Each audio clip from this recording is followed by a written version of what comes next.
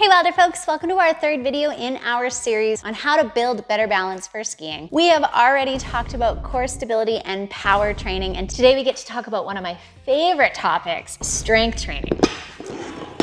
It is the lowest hanging fruit for improving your balance, especially if you haven't done it before.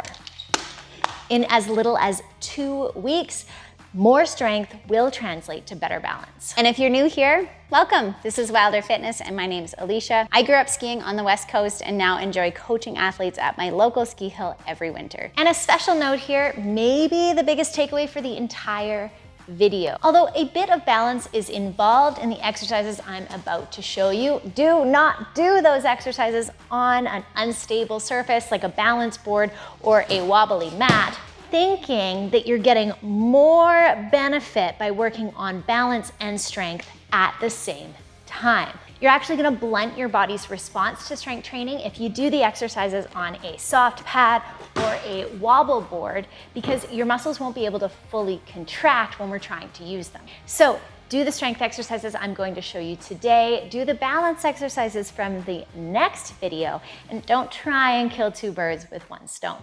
Let's start today with possibly my favorite exercise for skiing of all time, and that is the rear foot elevated split squat. Now, it is a long name, but this exercise builds your quads, your hamstrings, your glutes, and it puts you into a position where one leg is working more than the other, which is very similar to a ski turn. I love how we can customize these to each person's body. So watch the entire tutorial before you pick which variation you want to begin with. Start with your back foot raised on a surface that's lower than your knee joint, and then go 3 of your feet away before you plant your foot to begin the exercise. Tighten your core so that your back isn't overextended, and lower that back knee towards the ground. The depth you choose to go to is going to be specific to your strength and range of motion right now, and to how high that back surface is. To make it harder, you can add weight in your hands, increase the depth of the movement or the height of your raised surface, but you know you're going too deep if one of your hips is dipping towards the ground to try and get that back knee closer to the ground. You can also play with the width of your stance and use a wall to start. As you can see, there's a lot of variation. Choose one that allows you to move confidently for 6 to 8 reps and still lets you feel like you have a couple reps in reserve. You should feel your front leg working, and so you wanna play with how far forward that knee goes over your toes to find the sweet spot. You should definitely feel your glutes working on the front leg on the way up.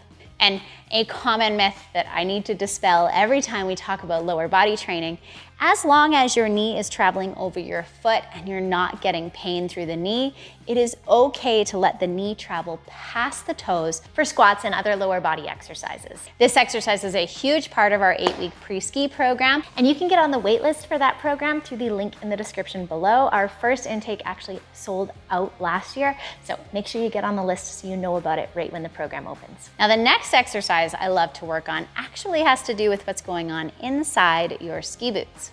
These are called arch shorteners. Feet are just so overlooked when it comes to training for ski season. But a tiny movement at the foot can mean we're avoiding having to make a massive movement higher up the chain to correct our balance. And your feet can actually be incredibly active inside your ski boots. We're not just locking them in there and forgetting them. Arch shorteners are usually the first foot exercise that I introduce to people, but don't be discouraged if you don't get a whole lot of movement at first. It can take weeks for those muscles to wake up and start reacting to you trying to move them. But it is worth putting in the work to get those muscles eventually engaged and helping you stay balanced. What you're gonna try and do here is shorten the distance between the ball of your foot and the heel of your foot without scrunching your toes. You're gonna see your arch rise up slightly, and you might feel muscles in the foot and even lower leg working. Now, if you want more strength exercises for skiing, you should do our skier quiz in the description below. It'll send you some sample workouts that have exercises that help you develop your balance based on the type of skier you are. But finally, in our next and final video in this series, we are gonna be talking about the specific balance drills I give skiers. You'll remember from the first video that balance training is very task specific. So general random balance training doesn't transfer very well to balance in other environments. So we want to make sure we're mimicking skiing when we do balance training. We'll talk about drills in the gym, and then I'm also going to add in a couple drills that you can do on snow, because that is as event specific as you can get. Make sure you're subscribed to my channel if you like learning about fitness for skiing, and I hope you have a wilder week.